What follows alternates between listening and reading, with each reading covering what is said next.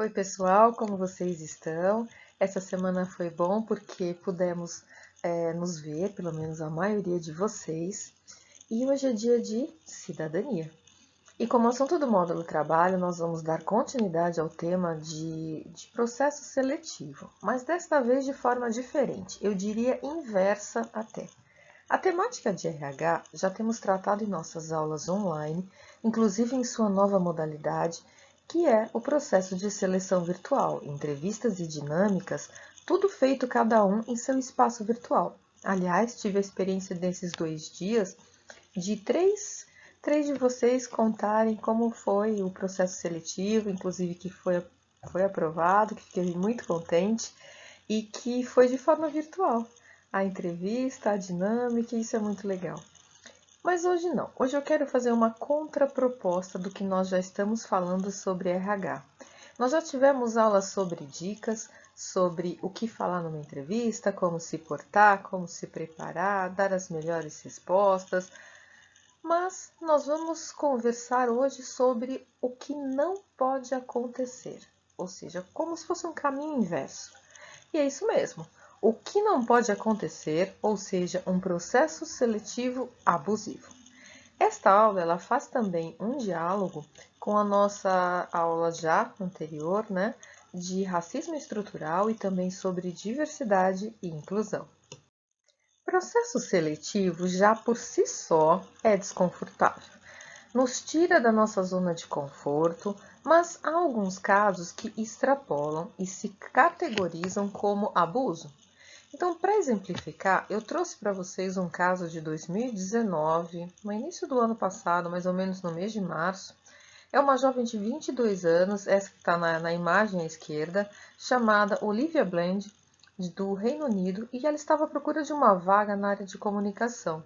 Ela tinha já certa experiência nas entrevistas de emprego e dinâmicas. Sabia o que a aguardava, como, por exemplo, questões sobre ponto forte, ponto fraco, e que normalmente essas entrevistas com a dinâmica não passavam de 2 horas. Mas, em fevereiro de 2019, ela saiu aos prantos de uma entrevista para a empresa de tecnologia Web Applications UK. Sua experiência viralizou nas redes sociais, através do desabafo dela, e em que relatou ter sido humilhada e desqualificada pelo executivo-chefe Craig Dean. Em relação a tudo, ela disse que desde o seu gosto musical até o casamento de seus pais. A vaga foi oferecida a ela passou no processo seletivo, mas ela rejeitou, porque ela comparou o entrevistador, o executivo, com o comportamento de um ex-namorado que tinha um comportamento violento e abusivo. Nas palavras dela, ela disse: ele começou atacando meus textos e depois passou a me atacar, incluindo a maneira como me sentei e segurei meus braços. Depois dessa repercussão, pessoal, o executivo Craig Dean, ele foi conduzido a postar um pedido de desculpas dizendo que não tinha sido a sua intenção magoar ninguém. A empresa negou publicamente as denúncias de Bland, mas não respondeu à BBC sobre esse caso que acabou viralizando nas redes sociais e também no próprio jornalismo local. Aqui é a imagem à direita, bem em cima onde está a minha cabecinha, aqui está o nome, o que eles chamam, né, pela psicologia, desse processo seletivo que a gente considera como abusivo, ou seja, eles dão o nome de teste de estresse. A experiência que a Olivia relatou, então conhecida como teste de estresse, uma técnica para avaliar como os candidatos lidam com pressão, saindo da zona de conforto de perguntas e respostas modelo. Os que defendem o uso deste teste acreditam que ele revela como um candidato enfrentaria alguns desafios. Mas é preciso deixar claro que há uma grande diferença entre fazer uma pergunta difícil e menosprezar um candidato. E não se pode ter abuso verbal. Então, mesmo assim, isso não está diante, mesmo a maioria das pessoas não gostando desse processo, como é feito, conduzido o teste de estresse, isso não está diante de acabar. Tem países, em especial a gente está falando dos Estados Unidos, em que esses testes são muito aplicados. Então, apesar de ter mais malefícios do que benefícios, mesmo assim, eles defendem porque gostam de colocar situações fora do comum e ver como que a pessoa reage e acha que isso pode ser um bom patamar para verificar se vai ser um bom profissional ou não. Além de situações assim, temos entrevistas também que questionam o signo, fazem mapa astral como critério para o preenchimento de uma vaga. Ou então perguntam sobre sua sexualidade, sua opção, sua vida sexual, amorosa, pessoal, sua religião. Isso é completamente, e não somente uma opinião particular, mas também de muitos profissionais e recrutadores, isso é completamente inadequado e irrelevante. Não tem nada a ver na contratação de alguém, ao invés de ser avaliado por sua competência e seus estudos, a sua experiência profissional e aderência à vaga. Aderência à vaga, eles usam esse termo quando a minha experiência ela casa perfeitamente com a vaga que eu estou me qualificando. Então, vamos supor, eu tenho uma boa experiência em vendas e eu vou me candidatar para vendedor. Então, eu tenho essa aderência à vaga, eu tenho tudo para preencher e conseguir essa vaga. Outra faceta que a gente também, tirando o caso que eu trouxe aqui e essas questões de religião, sexualidade, futebol, mapa astral, né? Tem uma outra faceta nesse caso. Em reportagem da revista Você S.A., da edição 68, que foi de agosto desse nosso ano, eu gosto de falar assim, deste nosso ano pandêmico, que soa forte, que na verdade a gente está, né, este ano de pandemia, então este ano pandêmico. O tema era: por que o mundo empresarial tem tanta dificuldade de enfrentar o racismo? E aí, gente, por quê? É um assunto ainda muito espinhoso. E fica aí a pergunta: como afinal ainda convivemos com tamanho racismo estrutural fingindo que ele não existe? Fingindo que as mesmas oportunidades são dadas para todos. No ambiente corporativo, apesar de se ter uma cobrança forte da sociedade para que ocorra uma mudança, fica evidente a dificuldade de superação de diversas questões de preconceito e oportunidades igualitárias. Antes de tudo, nós precisamos admitir em voz alta que o preconceito contra negros no Brasil é ainda muito maior do que nós imaginamos. No curso de História, a gente costuma falar sobre o mito da democracia racial. O mito quer dizer a lenda da democracia racial, como se a gente fingisse que não existe preconceito, mas ele existe. E quando a gente não quer, às vezes, admitir, os números falam por si só.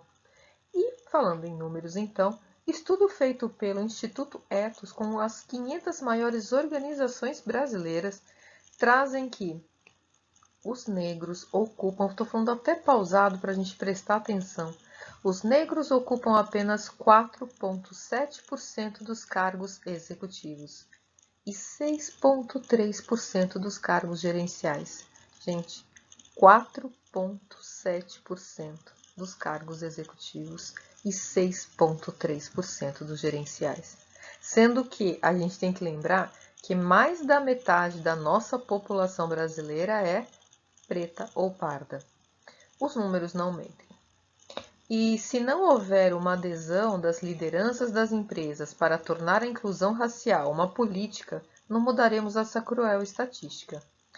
Kira Hudson Banks, pesquisadora e consultora americana especializada em estudar a experiência do impacto da discriminação na saúde mental e em relações sociais, ela indica 3 ações importantes para as empresas que de fato querem proporcionar um ambiente inclusivo. E nisso, os profissionais de RH eles podem e devem ter vital influência. Então vamos saber quais são essas 3? Então vamos lá. A primeira, fazer da inclusão racial um investimento de longo prazo.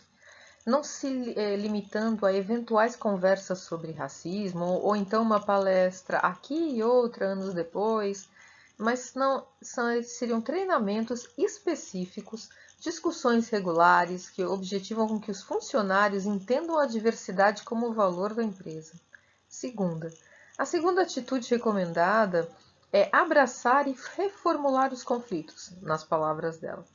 Não fingir que não acontece, e sim trabalhar a escuta e o diálogo.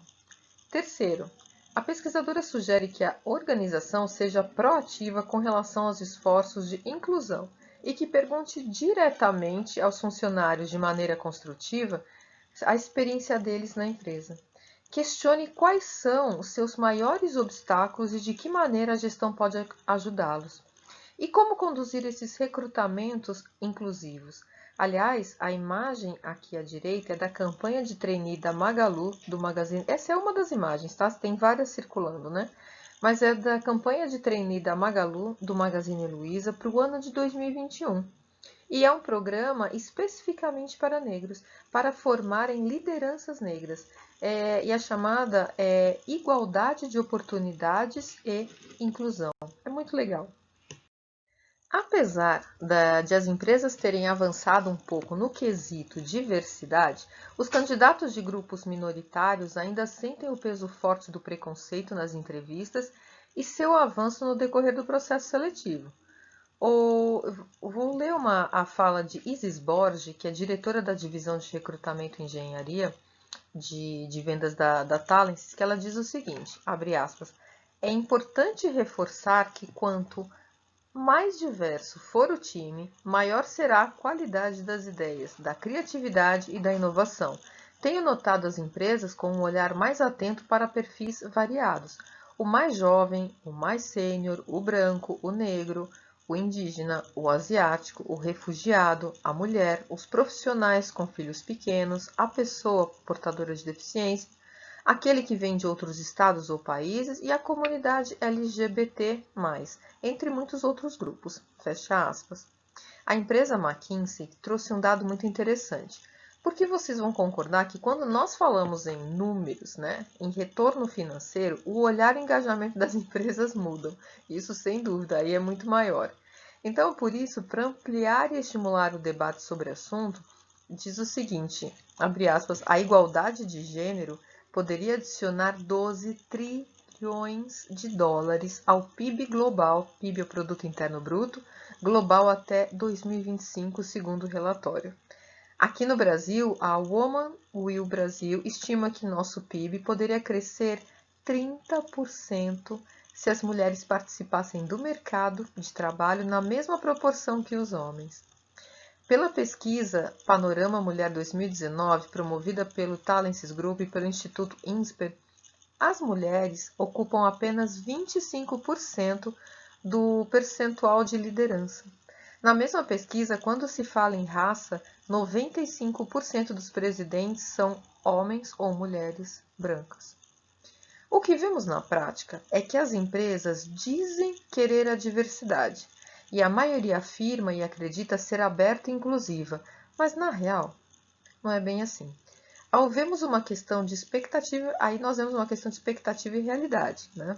O medo do preconceito e de represálias, por razões particulares e legítimas, muitos candidatos têm receio de sofrer preconceito. Consultoras da RH, de recursos humanos, dizem ter acompanhado casos em que profissionais que não declararam informações no processo seletivo por temerem sofrer algum tipo de preconceito. E ao serem perguntados sobre isso, eles dizem preferir se candidatar a vagas com descrições até mais explícitas, né? Isis Borges, ela comenta que recentemente conduziu um processo seletivo de um diretor que estava desempregado e que no momento da proposta, antes de aceitar a oferta, que ele passou por todo o processo e o nome dele foi aprovado, ele disse na etapa final à recrutadora que precisava informar que ele era homossexual, que ele era casado e tinha 2 filhos adotivos. E gostaria de saber qual era a posição e a filosofia da empresa a esse respeito. A empresa recebeu a informação de forma positiva, porque inclusive queria ter mais profissionais da comunidade LGBT+, na diretoria, e depois de um tempo, soube-se que este profissional foi escolhido para liderar o comitê desse grupo dentro da organização na América Latina. O receio ainda predomina. Isso revela, quando a gente está falando se a maioria das pessoas tem receio e medo, só mostra que nós estamos muito distantes de um cenário ideal e um cenário inclusivo. Não só no processo, quanto, infelizmente, no dia a dia. Em nossa aula sobre qual o futuro do processo seletivo, nós falamos sobre alguns tipos de recrutamento. E um deles é o recrutamento às cegas, ou o que eles chamam de viés inconsciente. Na prática, significa o seguinte: os currículos são apresentados às cegas, ou seja, é retirado do cabeçalho, do topo lá do currículo, os dados pessoais, como por exemplo nome, endereço, telefone, idade, além dos anos de conclusão dos cursos. Isso possibilita que os gestores escolham os candidatos através da experiência. E não se é dependendo da idade, ou se é mulher, ou se é homem, se é novo, se é mais velho, né? Dependendo o bairro que mora. Então, eu vou trazer um exemplo para vocês. De agora, recente, de setembro de 2020, da empresa PepsiCo. Quem não conhece, ela é dona das marcas Pepsi e da Batata Ruffles. A multinacional ela ajustou todo o seu processo seletivo. Thaisa Tomás, diretora de RH, ela disse que agora será 100% virtual e queria também que fosse uma experiência digital transformadora. E além disso, será feito às cegas em relação a gênero, raça, fluência em idiomas e universidade e curso. E encerro a nossa aula, esse nosso encontro de hoje, com as palavras dela. E ela diz o seguinte: vamos olhar para o que cada um pode trazer de único para a PepsiCo. E assim temos certeza de que formaremos um time de trainee engajado, diverso e pronto para transformar e inovar com a gente em um ambiente flexível, dinâmico, criativo e que está preparado para desenvolver a carreira desses talentos. Bom, por hoje é só. Eu espero que vocês tenham gostado. Aqui a gente lança através desses exemplos do que a gente viu, do que é um processo seletivo abusivo. Mencionei alguns exemplos, alguns tipos, mas eu acredito que às vezes, se a gente estivesse numa aula presencial, nesse momento a gente iria trocar uma ideia, a gente iria bater uma bola falando que provavelmente, se não foi um de vocês ou alguém que vocês conheçam, já passou por alguma situação às vezes mais constrangedora ou então mais desconfortável, o que seria até mesmo o teste de estresse, né? Então espero que vocês tenham gostado da aula. Não esqueçam, aí no cantinho ali à esquerda, quem ainda não se inscreveu no nosso canal do YouTube, assistam a aula até o final, deem o like nas aulas que vocês gostarem. É oportunidade, lembrando que a gente faz, como eu falo assim, nessa coxa de retalhos do bem. Assim, a turma de Info tem a oportunidade de ver as receitas da Pani e cada vez mesclando, assistir às dicas da professora Nayara, fazendo uma série de coisas, seja das roupas, mas ou então de acessórios, coisas no dia a dia, com a Amanda trazendo as informações também sobre as práticas administrativas, essa última educação financeira, quer dizer, tudo isso para vocês. E que cada um de todos nós ali, com os professores, a professora Nayara, a professora Amanda, o professor Moacir, o professor Alê, nós, juntamente com o Diego, toda essa equipe, a gente faz com muito carinho esses meses. Hoje a gente foi para a nossa aula de número 25, é muito tempo. E a gente pode não estar junto no físico, mas a gente está, através do online, a gente fez com que criássemos ponte. Então, cada aula, tenho a certeza de que é elaborada com muito cuidado por cada um de nós e que vocês acolham bem. Então, nos ajude a engajar ali o canal também. E hoje a gente dando continuidade ao nosso alfabeto em Libras, o nome é datilologia. Hoje nós vamos trazer a letra P, Q e R. Então vamos lá? P, Q e o R, assim. O R parece aquela figuinha de sorte. Então é isso, pessoal. Um bom final de semana para vocês e até o nosso próximo encontro. Bye, bye.